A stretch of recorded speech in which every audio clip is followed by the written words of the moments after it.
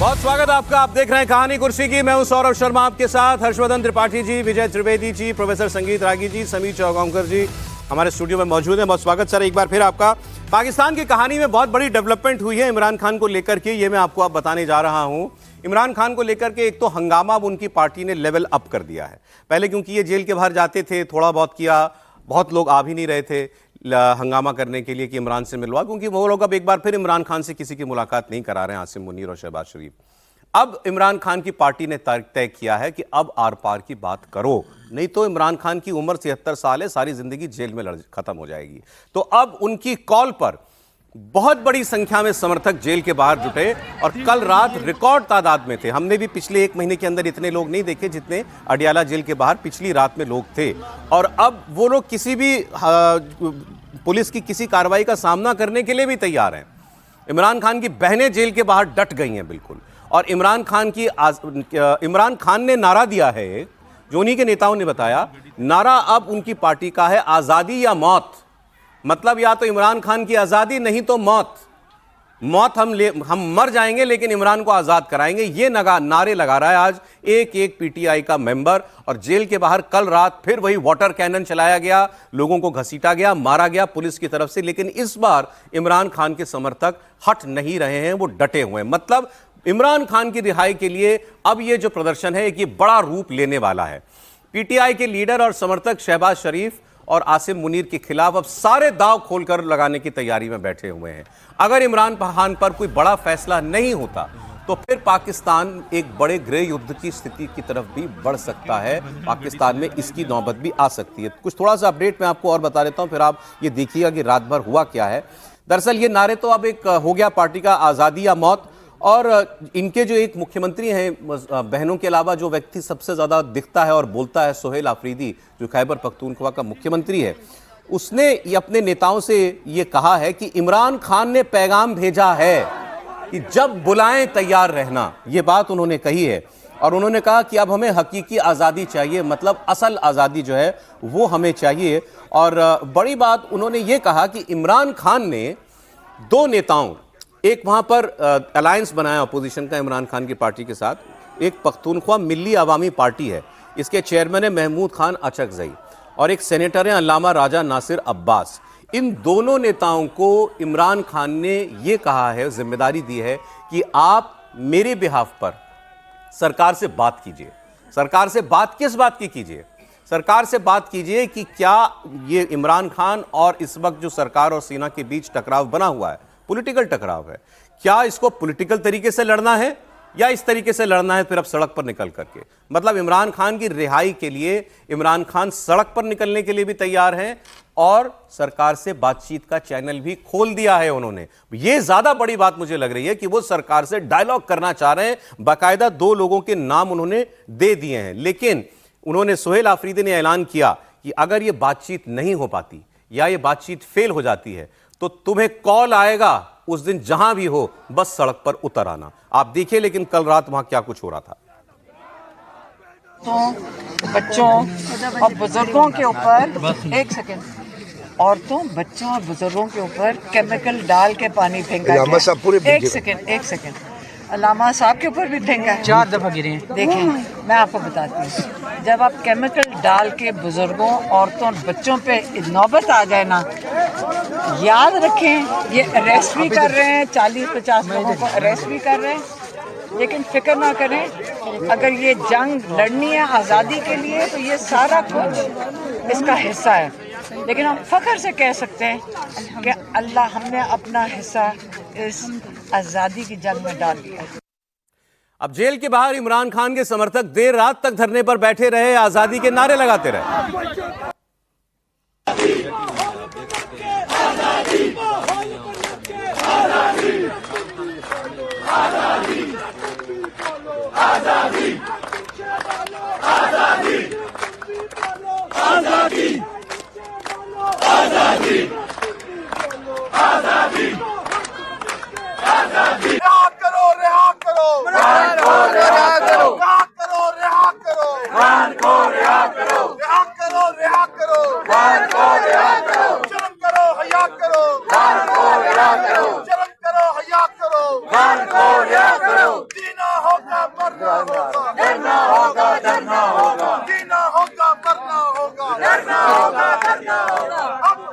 Adiala jail के बाहर धरना प्रदर्शन वाली जगह पर लगातार भीड़ बढ़ती रही और देर रात कैसे धरना चल रहा है आप देख रहे हैं। ये जेल के बाहर रात भर की तस्वीरें हैं।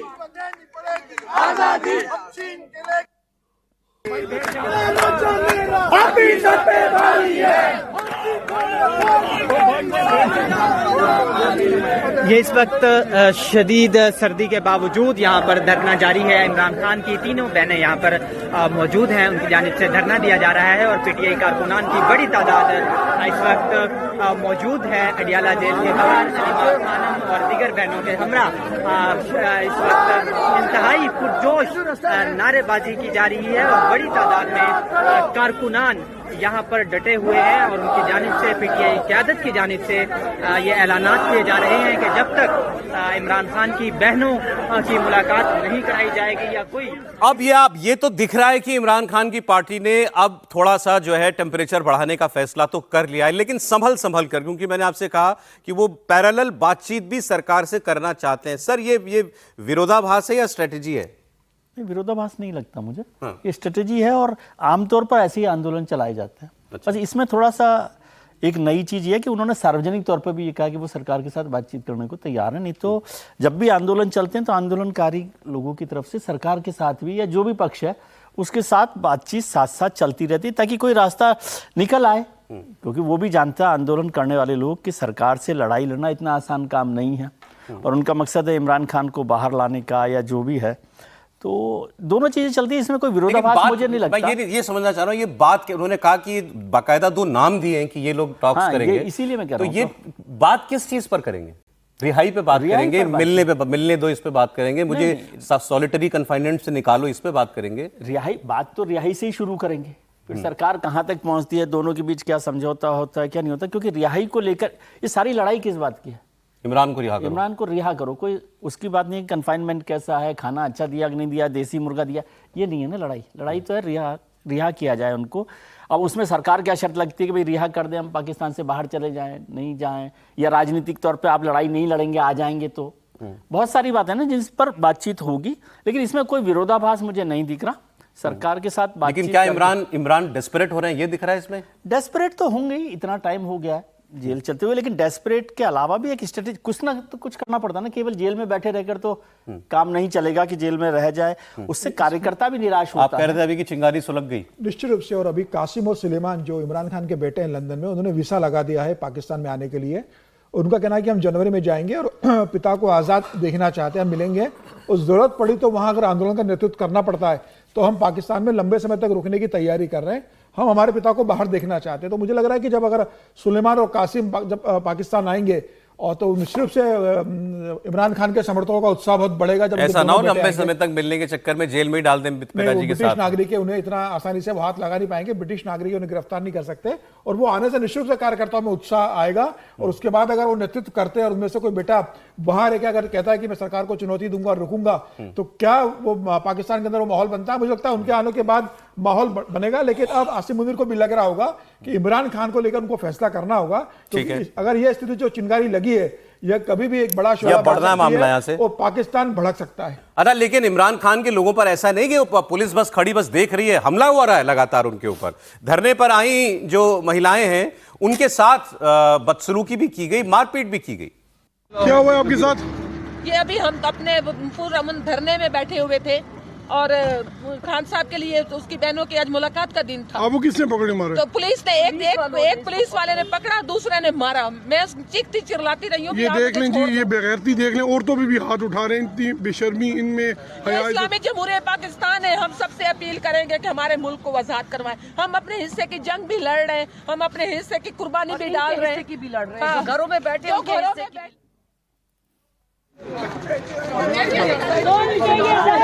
हम नहीं मानते, हम नहीं मानते। इमरान को रिहा करो, रिहा करो, रिहा करो, इमरान को रिहा करो।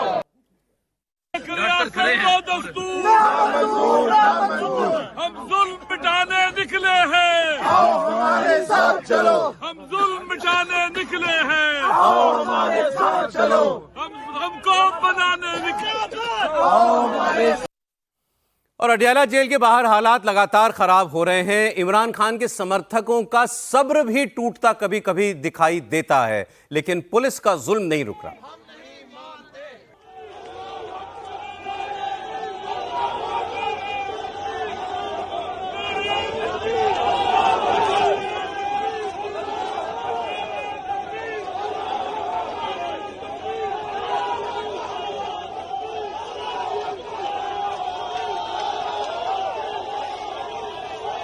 पुलिस ने इमरान खान के समर्थकों पर हमला करने से पहले बाहर की सारी लाइट काट दी और फिर उसके बाद इनके ऊपर लाठी भी चली, वाटर कैनन भी चला।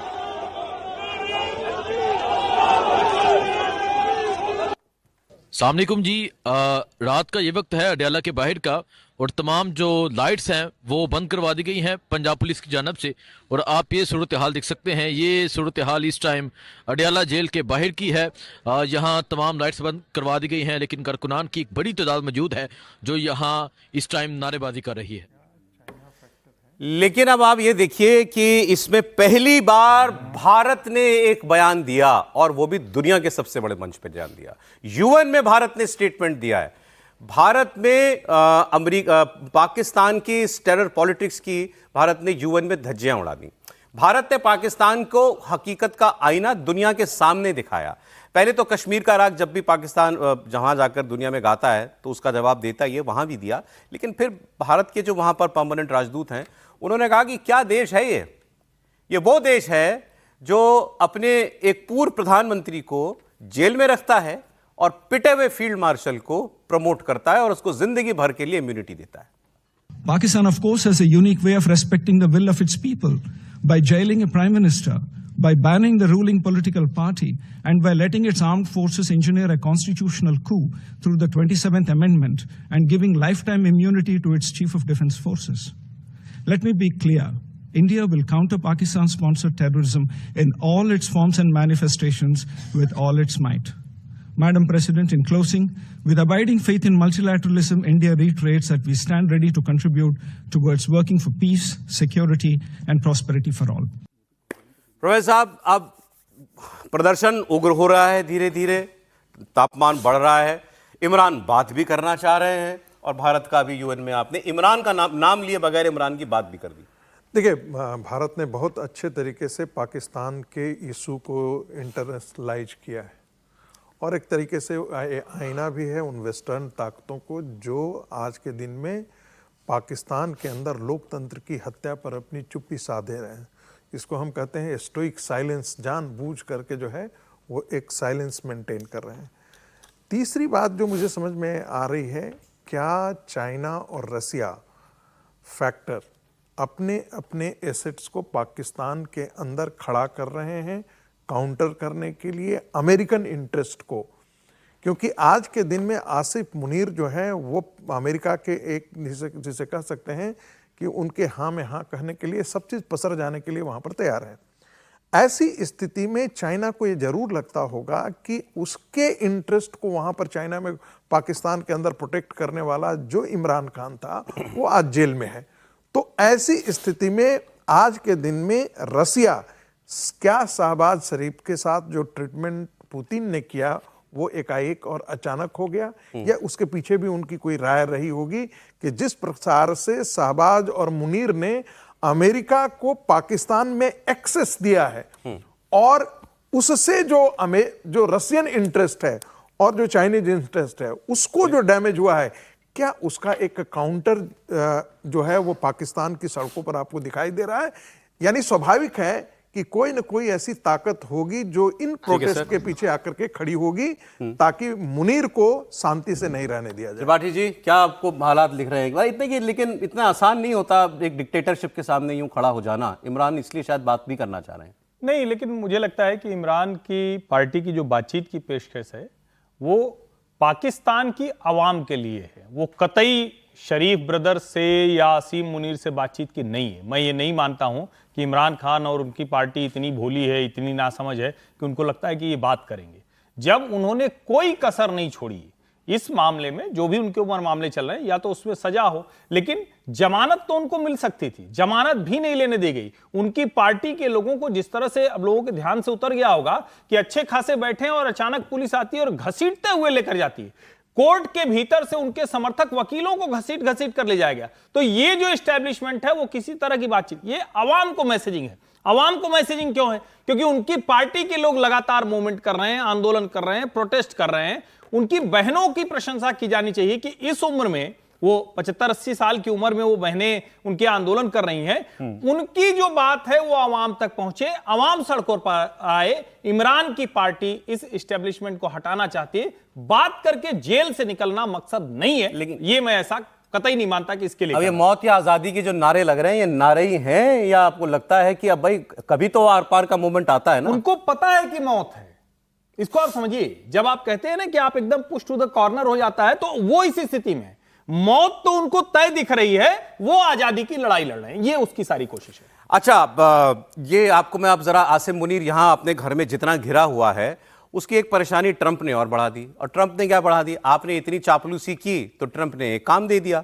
अब वो काम, अब मालिक को काम कैसे मना करें, ये दिक्कत हो गई आसिम मुनीर की।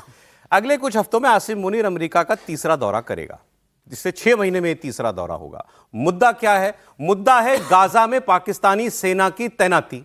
जब आप कभी कभी बहुत डींगे हाँकते हैं ना, तो वो भारी पड़ जाती हैं। जब आप कहते हैं कि मैं दुनिया का इकलौता इस्लामी न्यूक्लियर स्टेट हूं, जब आप कहते हैं मैं इस्लामी दुनिया में सबसे बड़ी फौज मेरे पास है, जब आप झूठी जीत के दावे करते हैं, तो ट्रंप ने कहा अच्छा भाई तुम्हारी सेना तो बहुत अच्छी है, तुम कह रहे हो तो जरा लगाओ जहां हमको जरूरत है थोड़े 2-4 चौकीदारों की। तो इनसे कहा तुम गाजा में लगाओ इंटरनेशनल पीस फोर्स में अपने लोगों को।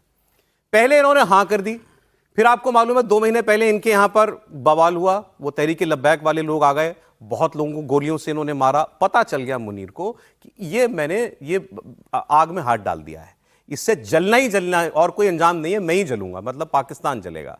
इनका ये दौरा इस बात के लिए है कि किसी तरह ये ट्रंप से ये कह दें कि साहब मुझे माफ कर दो, मेरी सेना ना लो, आप किसी और की सेना इस्तेमाल कर लो इसमें।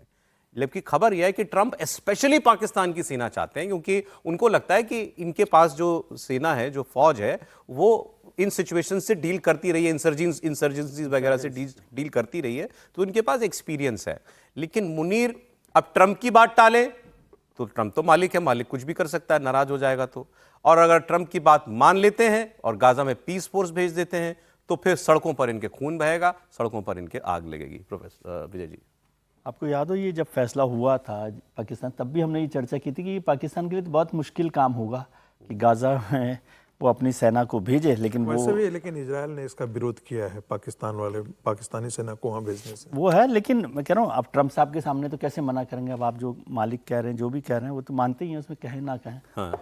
उसके लिए बहुत मुश्किल काम है, और यदि उन्होंने भेज दिया तो पाकिस्तान में पहले ही अभी तो ये चली रही आज़ादी और मौत की लड़ाई इमरान खान साहब की, तो वो और बड़ी मुश्किल में हो जाएगी। तो छोटा मामला नहीं सर, बड़ा मामला है। बड़ा मामला है ये, बड़ा मामला है ना। आप उसको सोचो, यहूदी वर्सेस गाजा को आप सोचिए ना कि उसको किस तरह का इम्पैक्ट होगा। तो वो उस समय भी उन्होंने सोचा था, उनको लग रहा था कि अभी जरूरत तो पड़ेगी नहीं, जब देखा जाएगा होगा तो।